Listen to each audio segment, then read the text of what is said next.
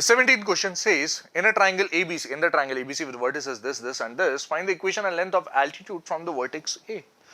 Oh, how do we find the length of altitude? Let's see. So you have, let's mark some random triangle. This is A, this is B and C. Without lots of generality, this is 2, 3, this is 4, -1 and this is 1, 2. If you want the altitude from vertex A, this is the line that you are looking forward to, this AD. We are interested in AD. So for AD, there will be two things which are required. For AD, you already have the point A, which is 2, 3. And another condition that is required is maybe the slope, since perpendiculars are involved, yes. If this is M of AD, this is M of BC, you can clearly observe that M of AD will be equal to -1 upon M of BC. So we are interested in slope of BC first of all, right? Let's use that. M of BC, the slope of line segment BC is this, y2 minus y1, which is 2 plus 1 upon 1 minus 4. What is that? 3 upon -3, which is -1. And using this, M of AD will be equal to, reciprocal with the minus, this will be equal to 1. Okay, you already have the point, you have the slope now, therefore equation of AD will be y minus y1 slope times x minus x1. This implies, what do you have? X minus y and plus 1 equals 0. So this is the equation of AD. That's something which we have found, right? Equation of the altitude from vertex A. That is something which you have found, right? And what else? Okay, find the equation and length of altitude is also being asked, right? So how do we find the length of altitude? That's simply perpendicular, right? Length of the perpendicular. Can we find that directly maybe? This is altitude, okay, and AD is the length. So for that, either we find D first of all, that's the foot of the perpendicular, or we write the equation of BC and with the help of that, we write perpendicular distance. So let's focus on the second part. This is first part, the answer for the first part. Let's focus on the second part, which says that for AD, we need the perpendicular distance. Therefore, maybe write the equation of BC first of all. So for writing the equation of BC, you need 2 points, which are 4, -1, 1, 2. Let's use these 2 points to write the equation. Y plus 1 will be equal to something times x minus 4. This is what we have. And this will be 2 plus 1. M of BC, we have already found M of BC, right? This is -1. That's the slope.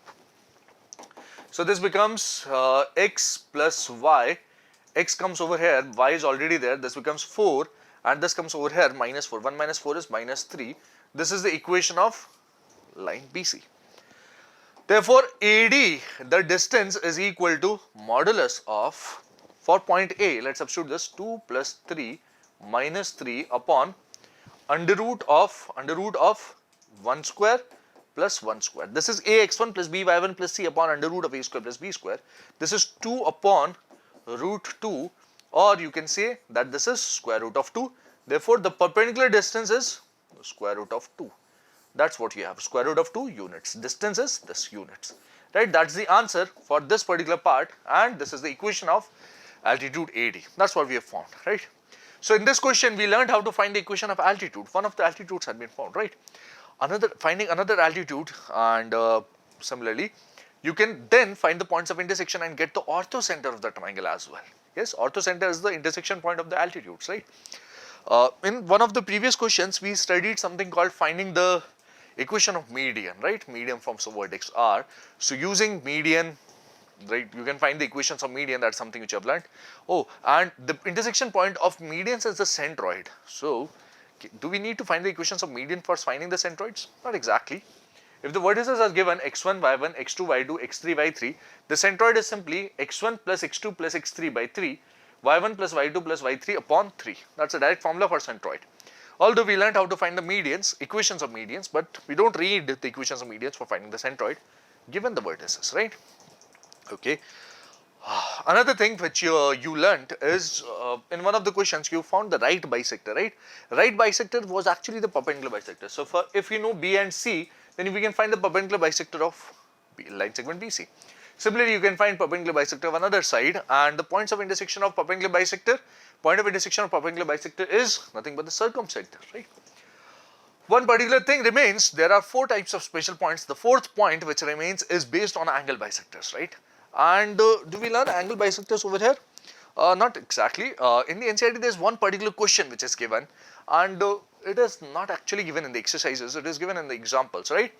And we'll see questions based on maybe angle bisector in the live session or maybe miscellaneous. Let's see. We'll see in the live session, right? Some question based on angle bisector, and maybe we'll find angle bisector on the basis of that. So if you can find angle bisectors of 2 lines, if you can find the angle bisectors, then you can maybe find 2 angle bisectors and find the point of intersection to get the incenter of the triangle as well. So this is the complete analysis. We have found the altitude and the length of perpendicular for this question. As you can clearly see behind me over here, that's all in this question.